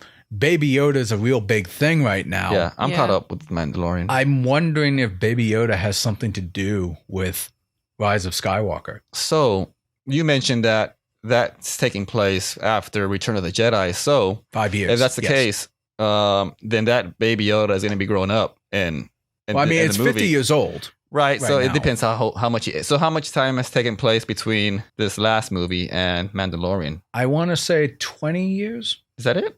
So then he probably hasn't aged at all. Either 20 or 35 years. I'm not too sure. I thought Baby Yoda that we see in The Mandalorian is not Baby Yoda. It's No. just It's just like, yeah, they just call it No Baby one knows Yoda. what Yoda's It's not species is Yoda. called. Yeah. So they just call it the Baby Yoda. Did they never said his species? No. Yeah. Otherwise, I would have been all over the internet. Right. We never got a name. Maybe we'll get a name. Who knows? But yeah, no, I mean, I'm when this podcast comes out, the Mandalorian Chapter 7 review should be up. If not, it'll be up very shortly. And then Saturday should be the Rise of Skywalker review that I'll be doing. Awesome. So yeah. I'll check that out for sure. So lot I'm of going to Star watch Wars. it too. Yeah. On another Star Wars note, you were asking me how I felt about Disney acquiring Star Wars. oh yeah. I'm sorry. We totally It's okay. Well, I'm assuming you were mentioning you meant like the movies and stuff, but one reason that I'm really happy about it is that the Star Wars land at Disneyland is awesome. Yeah. Oh, is it That was now? super cool. Yeah, I just went recently for the first time, and it Nice. it looks the attention to detail and everything. They did a really good job with it. Oh, so that's cool. That's Was cool. the that new was really ride fun. up yet? No, I wrote the last one. The Millennium Falcon ride, I wasn't really a big fan of. I got on it twice, and it's all right. I like the Star Tours better, but the new ride is supposed to be super awesome. Yeah. So I can't wait to get on that one. That's supposed to be out in January, I think. But Yeah, I'm gonna be checking it out in February. I'm gonna be going to Disney World. yeah. Who Oh, knows? it's already open in Disney World. Yeah. So Um, I'm definitely gonna check it out there. You didn't buy the $10 milk, did you? I did, and I liked it. Oh, was it? That's another thing. Like everything was surprisingly good. Like even the food that they have, the milk was weird. It was I found myself like craving it days later because Whoa. it's not a shake. It's like a frozen. It's like frozen, but it's not it's not Okay. ice cream. It's weird. It has this weird texture to it. Like maybe Was it like cream? it's like maybe like a rice sort of Or drink. like But it was like it had like a weird texture, but it was good. I'll get it again for sure. The food was good. I almost jumped and got one of those $200 lightsabers. yeah, I was gonna ask. The only reason I didn't was I don't know. It was just it's a lot of money for sure. It's a lot of money. But then I found out that it's like a whole experience that goes with it, like a whole little ride. And I was like, fuck, I should have done it just so I could get it over with. And Yeah, it'd be cool to have like a lightsaber. I would probably just hang it like on my wall or something. But yeah, it's fun. If you like Star Wars, I would recommend going to the Star Wars land. Yeah, it sounds like they really improved since it last opened because I heard a lot of negative things when it first opened. Yeah, But you went a little later, so yeah. I just went like a few weeks ago. But yeah, it was cool. I enjoyed it. Yeah, Nice. that's all my Star Wars. now Well, Caesar and I we've been talking a lot. Did you have any opinions regarding the Disney Star Wars stuff, or just as an outsider looking in, it's just not quite there for you? I don't like the live action remakes. I'm not quite sure what Disney's doing with that, but that's not a sequel thing. Live action remakes? Like The Lion King, you mean? Yeah. Oh, I thought we Sorry. were still talking about Star Wars. Oh, my bad. I was kind of thinking about Disney acquiring things in general and doing sequels. The monopoly of Disney. The Star Wars stuff. I'm with you on this. I'm not like the biggest fan. I like Star Wars, but I like the original trilogy, and I hated the prequels, like everybody. Mhm. And I'm not quite sure I'm a big fan of all the stuff they're doing now with Kathleen Kennedy and all that. But I go and try it out and see if it's good. Mixed reviews, I guess. Yeah. It's much more interesting hearing people talk about it, to be honest. Like, Yeah. you guys are much more, it sounded more invested in it than I am, certainly. I think that's where the fun comes for me, is like talking about it and like speculating about stuff. Yeah. And then you see the movie and it's like, all right. That's how it was when we were watching like Game of Thrones. Like a coworker and I would always talk and just speculate about what's going to happen. And then the show comes out and like, all right, that happened or it didn't. But yeah, that's always the fun part. I think just talking about it with your friends and yeah. I think I'm enjoying the talk about The Mandalorian. Yeah. Like, people seem to be really hyped up about that, and I'm excited that people have this really positive reaction to it and keep talking about it. Yeah, and it's definitely one of the strongest things to come out from for this sure. Star Wars acquisition and acquirement, whatever. And I think it's been fairly positive with that, but the films, they still got an uphill battle to do. I mean, even pundits that I watch who say, "Oh yeah, Mandalorian, it's a great show. I love tuning in." Not as good as the Star Wars movies. And it's so difficult because there's so many people to satisfy. So it's just uphill battles. Yeah. But it must be really tough because I'm assuming they're trying to make the old fans happy that are grown people now, and also new fans that are getting trying to get new fans like kids and into it. Yeah, so I mean, that's a question I would ask you. Is like, did your daughter, does she have any interest in seeing the Star Wars stuff? Yeah, she's into Star Wars.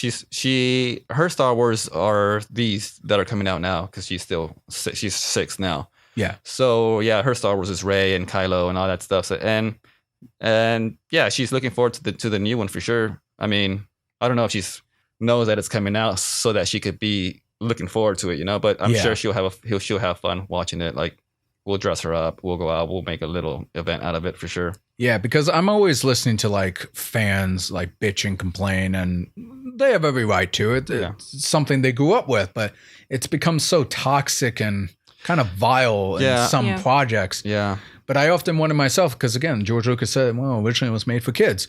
And I often wonder to myself, well, do kids actually seem to enjoy it? I think they do. I think the kids enjoy it. I'm pretty sure they enjoy the toys a lot for sure. And that, that's pretty much like you were saying, like, that's like, I'm guessing Star Wars is just a toy. I think what's really magical about it is what I've heard about kids enjoying it is getting like their dads or moms together to enjoy this sci-fi film together. And I think that's more been the draw for kids that have gotten into it. It's like this weird family time, but it's this movie that's not a Christmas movie. It's not like a kids movie that they're just going to really fall head over heels with, but it seems to be a little bit more adult.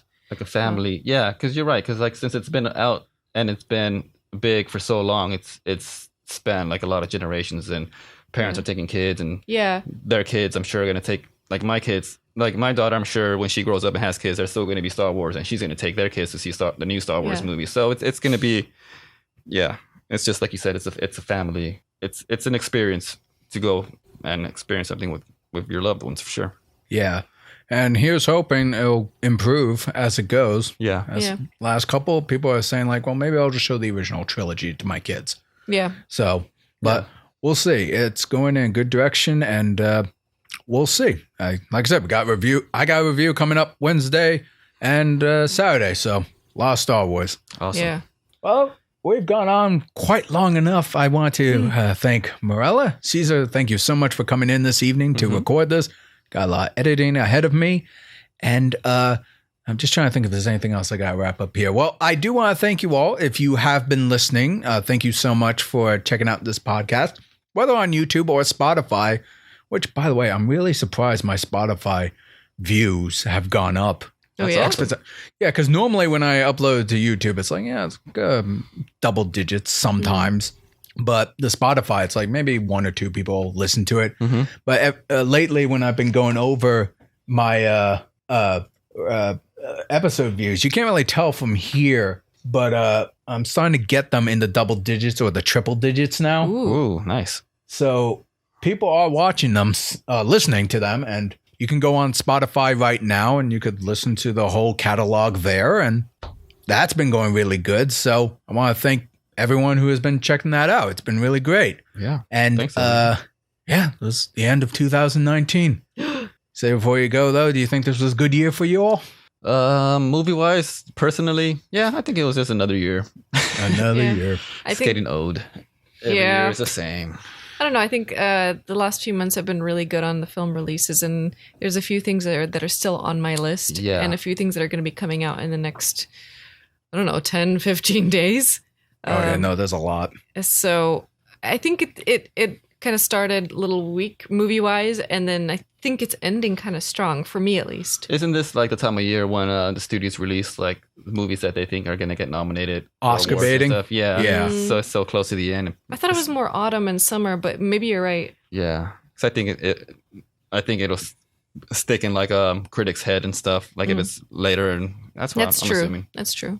Yeah, no, I mean, this has been a really eventful year for me personally.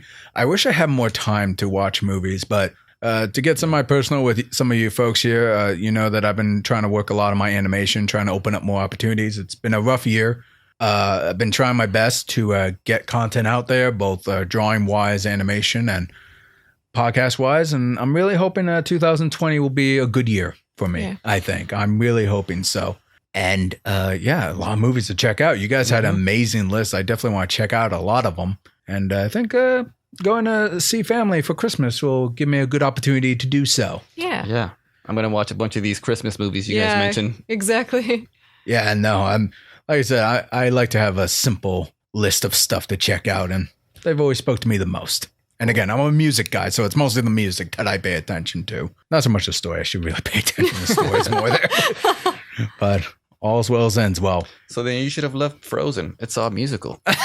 Oh no. I know. I said that in my review. I said, like, I actually like the music a little bit better than the first one, but that's only because I was in a really good theater. So the subwoofer, whenever you heard like the boom, boom, boom thing, or like You the felt new, it. yeah, the new Felt it in song. your heart. What was the name of the new song? I don't know. Into the Unknown. That's it. Into Oh, the wow. Unknown. That actually sounded really good on the speaker system, but apart from that, it's whatever. Anyway, folks. So yeah, I want to thank everyone from checking this out. Be sure to subscribe to this channel if you want to hear more. We'll see how the new year goes, because like I said, even though I'm having high hopes for 2020, YouTube and the COPPA thing, Yeah. I don't know. I'm not monetized yet. I'd like to be, but we're animators talking about animation, so I don't know how that technically means it's for kids. I mean, we're analyzing films. We're talking about the techniques and stuff. Yeah. You think your daughter would be interested in hearing discussions like we have? I assume no. No. No. She just wants to watch cartoons. Yeah. She doesn't want to listen to old people talk about old people movies. Old people movies. Old people Like watching Gremlins old and Die people Hard and- Klaus. Yeah. A Lion King. I'm talking about the technical aspect of it. I'm boring. But no, we'll see. I got a few things planned out. Hopefully I can hit that threshold to monetize, because I think I got till February to hit it. Mark brought up attention to me. I don't know if you guys heard of it, called Owl City. Owl City? It's Isn't that a band? Oh no, yeah, you're thinking of the band, The Owl House. That's Oh, what yeah. it's a new Disney TV series animated feature. I'm hoping it'll end up on Disney Plus, because I don't have TV. But we got that coming up in January. Mark and I were going to try to do reviews for that. That's cool. I don't know when the new DuckTales is coming out. Hopefully that'll come out in 2020. I'm not too sure. Netflix shows, all that stuff. I'm keeping my eye out for them. I think that'll essentially do it for this final podcast of the year. Yes. That was a good one. Yeah. Good year, good podcast. Thanks for having us. Yeah. Thank you guys so much for coming in. So, you heard our opinions on various things, top 10 lists, top 5 lists on movies of the year, Christmas films. Now we want to hear back from you. Let us know in the comment section below, what are some of your favorite films of the year? Some things that probably disappointed you, and definitely let us know, what are some of your favorite Christmas movies that you want to check out? Doesn't necessarily have to be Christmas movies. Could just be holiday stuff, Kwanzaa, Hanukkah, or just, seasonal vibes that you enjoy around these time of year. Let us know in the comment section below. Be sure to like this video if you can. What else do I usually say? Oh yeah, if you want to support me directly, go to my Patreon at patreon.com/Matt Sella. Consider donating as little as $1 a month. Will help go towards my podcast channel, art, animation, and content made just for you. This is Matt Sella. This is Mirella. This is Cesar. And we want to thank you all for tuning in. Close enough. Happy holidays, everyone. You